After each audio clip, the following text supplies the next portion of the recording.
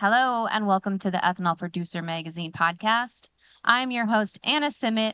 We are here live at the International Fuel Ethanol Workshop and Expo in Omaha, and I am here with Chris Malone from Indigo Ag. Chris, hi, and welcome back to the podcast. Thank you. Thank you for having me again this year. It's awesome. I'm so glad you're back. So let's begin by having you talk a little bit about Indigo Ag and your involvement in the biofuels market. Yes, so Indigo Ag, we are the largest developer and marketer of environmental attributes in row crop agriculture. And at our core, we're a technology company. So we've built out the end-to-end tech platform for everything you need to do to develop these attributes, trace them into markets, pass verification, et cetera. And we've done that through a lot of our own build and through some strategic acquisitions, modeling companies, remote sensing companies that we've acquired over the years. We offer all forms of attributes in farming. So we do carbon offsets, we do carbon insets, we do Scope 3 programs, we're doing compliance work. If there's a new need and our platform can meet it, that's what we'll focus on and create a lot of optionality for farmers and, streamline solutions for the people in the ag supply chain. As far as how did we get into the biofuels market, and I lead market development for us. So I was part of that push to say, look, we have these systems in place and growing that value lower carbon fuels. And often those fuels are biofuels and they're often made from crops. And those systems today even mostly assume about the carbon footprint of those crops. And I said, well, look, we should kind of join this concerted effort that was already existing to say, let's change that. Let's allow systems where you can actually incentivize lower carbon scores for crops and improve them. And we felt that we could be helpful in that conversation because we were already doing this at million acre scale and had invested in all this technology that I think regulators were unaware of. And we've had luck. There are now programs coming out starting to bring in this data, start to value it. And so now we're partnering with ethanol and biofuel producers, farmers, et cetera, members of the supply chain to go take on those opportunities. Okay, thank you. So everyone's talking about it. I understand that you presented here yesterday about 45Z clean fuel production tax credit. What's the latest status? So, the way I approached it yesterday, which I'll do here as well, is I kind of reflected back on, this is a program that has been around at least in a bill for a couple of years now, with not a lot, happening, unfortunately. And we were very excited when it came about, or very, I guess, optimistic as it came about, because there were so many great things about the program. And then we went to biofuels producers. It felt like they were like, well, what about this? What about that? More conservative, let's say. And their concerns were not unwarranted. And so just thinking through some of the concerns they had and where we are now on. So the first concern we heard a lot when we were first talking to people about this 2 years ago now, really, was that ethanol in particular, and being at Fuel Ethanol Workshop, would not be able to qualify for the 45Z tax credit. Right. And the reason they thought that was smart, they said, look, we're going to get a very high indirect land use change ILOC penalty because the government's referencing Corsia. So like a 24-point penalty. And even if you're a plant that's in the 40s, you had 24 points. You're 70. You're just so far away. The reality though there has been an incredible story. We started at 24. A year later, we see the SAF credit. It drops down, around 10. 45Z guidance came out earlier this year at 5.5. And now in the one big beautiful bill, they're talking about taking it to zero, or the House has passed taking it to zero. So in 2 years, we've gone to 24 to potentially zero. So that story has improved a lot. The next area, that we heard was you're not going to have agriculture in this program. Again, I'm not saying we're out of the woods on this. That could still happen. But when we've seen in the SAF credit that came out last year and the 45Z interguidance this year, is you do have these potential to use corn and soybeans and sorghum.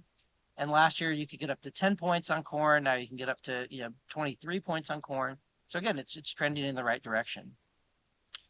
Late last year, we heard a lot of concerns about the Biden administration, having issues towards the end of the administration. People saying, look, they're not going to get any guidance out, and this is going to go away. Again, there was a risk of that. Fortunately, although it came late, they did get 4 different forms of guidance and 2 models out in January, a treasure trove of information And look, there are some things we still need, but what they produced was generally good, and offers a lot of options. And then lastly, as soon as Trump won the election, it was, well, Trump's going to just kill this whole thing. And again, he may, but so far, we've seen a lot. We've seen more good things coming out of Trump than we saw before. We've seen that he put 45Z interim guidance, the Treasury did, in the tax code in March. They took the do not use water mark off of the tax form. The Treasury completed the comment period. The One Big Beautiful Bill improves the program. And then very recently, about a week and a half ago, the Department of Energy put out a new version of the 45Z GREET model, which is better. It improves things. And if you haven't and you're a producer, I'd suggest going back to that and rescoring your plant, because we're seeing plants that have slightly better scores in this model than they had before. So look, I think that's where we are. It started off as something good. It's gotten better. We'll see how it finishes, but the trend has been good. Right. So, Chris, tell me more about the 45Z pilots that you're running. How did you come up with the concept? So I was just telling you all these concerns people had or still have, and I'm not saying they're unwarranted. We got to a point where we said, look, like, why don't we just go do this? Because we could forever kind of say, what if, what if, what if, and we were going to lose out on the 24 corn crop and soybean crop. And so we produced this concept last year of a Indigo managed concept for this, and said, look, if you're not planning to address this crop, let us do it with you. We will pay for the program. We will run the program. If there's no credits and we owe money to farmers, et cetera, we will cover that cost. We will handle the verification. We will handle selling the tax credits on your behalf should you want to. Really just kind of made it hard for them to say no. Yeah. And that, and we targeted that at better CI plants, because again, we didn't know what would happen. So we wanted to start with people who are kind of more attractive scores. And we are now running a handful of these pilots across 6 states. And and they've gone well so far. I was just going to say, tell us more about that. How are things going so far? So we've started running these in Q4, and we've added some into Q1. So we're pretty far along in the process, at least with the farmer, interacting. A couple of things we've learned that I think are interesting for the audience. One is that the farmer response has been great. We've worked with biofuel producers to take this to their farmers. Farmers that were eligible have generally wanted to sign up. And they've also, I think, been really interested to see, like, they've heard a lot about 45Z. So it's like, okay, like, what's real? Like, what is actually real? What can't I do? What can I do? How do I do this? And so there's been, I think, almost even better curiosity than just strict interest in getting a premium. And many of them have chosen to want to kind of share risk with us on this program, which I thought was very, very cool. Um, Secondly, the new guidance, we were using the guidance that came out in January now for the pilots, now that we have that. It offered a lot more flexibility in the data you can use versus what was in the SAF guidance. And that has been incredibly useful, because you're asking for things that farmers did, over a year in some instances before they even knew that you were doing this program with them. So we've, put together, and our system really allows for this, all sorts of, forms and receipts and pictures of things and FMS data and our own satellite imagery to be able to do this. And that has really allowed us. We haven't had farmers where we've had to say, so far, sorry, you just don't have the data. We have to kick you out, which, I think there was a concern for some people. Yeah. There has been the opposite of some of that on the practice definitions. Some of the practices, say like cover crops or enhanced efficiency fertilizer, the definitions of them did make them in some instances look prohibitively restrictive. So we have had farmers that are really doing the right thing, but because they're doing something just slightly off of the guidance in a way that really shouldn't hurt their carbon score, they haven't been able to participate. And so that's something we've kind of asked for in our comments to USDA and Treasury. The other two insights really coming from the plant perspective. When you're doing this, I think so many things in this area are you're kind of running your plant more efficiently and you're seeing the result of that in your CI score.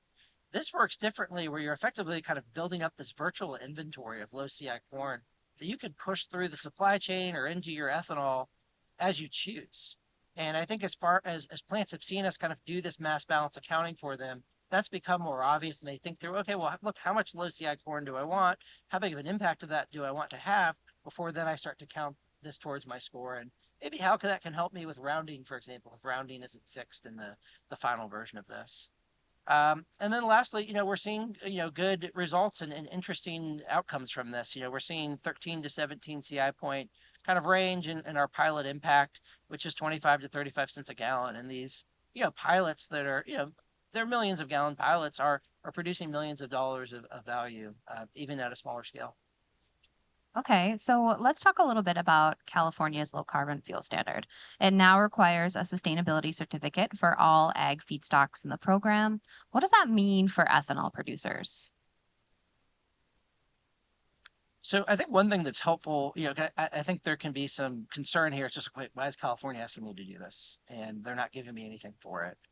So stepping back and saying, well, why are they doing this? And I think the reason they're doing this, from my perspective, is that they have this tension where they understand they need biofuels to make their program work, but they're getting a lot of slack from the certain justice communities that are saying, look, like these are actually bad. And I think that they need to be able to show that, like, actually, this isn't a black box. We know where the farms are that these fuels are coming from. We know that they're sustainable. We know that they're not converting. We actually have best in class data on this. And I think that's the vision they're trying to get towards. And by the way, eventually opening the door to, low CI farming. Um, there, just to say what it is, there's three phases of this in the new rule. The first phase is on 2026 fuel, which is really this 2025 crop coming up. And you're going to need to provide field boundaries for everything that came into the fuel, and then also attest that there was no land conversion on those fields going back to 2007. So, i.e., you're going to need to, someone to be able to tell you that you're getting that right. Um, the next two phases are, I would say at this point, are not as well defined. So I'm not even going to say what those are yet, but they'll involve kind of certifications of sustainability and third-party auditors. Um, and so, as we think about this, um, how do you make that really easy to do? How do we enable the system in a way that isn't hurting cats and very painful? And I think, one of the things that can make these challenging is trying to then go to all these farmers and ask them for all this information. And, you're not, it's hard to even explain why you need it. And I think we've seen some challenges with that in Canada, for example, which even requires less. And so I think where Indigo can really help is we have these synthetic field boundaries that are very, very accurate that we make from satellite data. And this isn't like a generic clue layer where you're going to kind of bump into native grasses and things like this. These are purpose fit, exact outlines of fields based on watching farming happen over many years. And so we think using that can kind of help this alleviate that kind of needing to work with farmers and get different forms of data, kind of bring those synthetic field boundaries in from all your suppliers. And that can be the cornerstone of being able to meet requirements like this. And we've spoken to CARB, for example, about this. And then the rest of it is just, a lot of tools that exist. Okay, well, how do you trace that? How do you use remote sensing to make sure that those field boundaries did convert land in the last, going back to whatever they ask you to go back to in the different programs. And so that's where we think we can be helpful in achieving this. That's really cool that you guys have that data. Did it take a long time to? This has been like the white whale. We bought Telus Labs in 2018, and we're like, we want field level yield estimates, and we want you to build synthetic field boundaries. And it, years and years later, we didn't have it. Both of these have been unlocked in the last probably 18 months for us. Wow. In a way that's highly accurate, which is really what you need. Super cool. Okay, so my last question. Biofuels markets are continuing to demand more information about agriculture feedstocks used to produce fuels. What advice do you have for ethanol producers to be prepared for and to take advantage of these opportunities? Yeah, and I think it is an opportunity. That is the way I would urge to think about it. And I think for most people, that opportunity is kind of most obviously, well, we can get a real score, which is good instead of using a fake value. But also that we're going to then help incentivize better farming, improve soil health, water. Yeah, there's a lot of benefits, on the farm for doing this, in addition to a revenue stream for farmers. And that's all true and great. I think what is maybe less thought of is that you're also changing ethanol. So, um, and you're working to change the perception of it. And I'll share. I was in DC last week, and I was at lunch, and I was talking to someone from a foreign ministry, and the topic of ethanol came up, and they said, well, as we're thinking about our fuel supply chain, we do have a big focus on decarbonization, and with ethanol, you're only getting about a 30% improvement. So for us, it's just not that attractive. And I heard the same thing. I did a U.S. Grains Council mission to Canada last year. Same thing.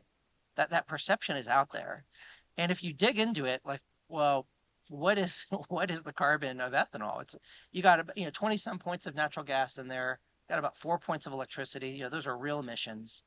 Some of that's going into the distillers grains and DCO, so you have co-products. So net of that, maybe you're at 20 points.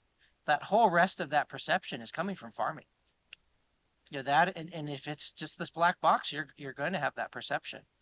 Um, the reality is corn sucks a huge amount of CO2 out of the atmosphere, right? Like, and even on the nitrogen side, there's lots of things you can do to improve that story. And so I think the future opportunity here is to have biorefineries that have excellent understanding of their feedstock and can kind of show that story and totally change that perception. And so as far as you said, what should they do? I think they should kind of strategically embrace it that way as an industry. So how do you think about, what is tech you can use to be able to do that better, and how is it evolving? Where do you need it to evolve for that to be practical? How do you tap into expertise, to think through how to do this? And, be ready, as this is coming, think about the system that you're then going to build and what that will mean about ethanol, which really could be the most sustainable fuel we have, and very different than the perception that exists out there. Great answer. Thank you. Chris, before we wrap, anything else that you want to mention? We're running these pilot projects. We do a lot of work in this area. Happy to have conversations. So if this was helpful and you want to learn more, please reach out to us via our website, or you can email me directly What's at your website? indigoag.com. And my email is cmalone@indigoag.com. And we look forward to speaking with you. Perfect. Thanks again, Chris, for coming on the podcast and presenting and being at the show. Absolutely. Thanks for having me. Yeah, hope that we'll be back again for a third year next year. And to our viewers, thank you so much for tuning in. Hope you enjoyed this episode. Until next time.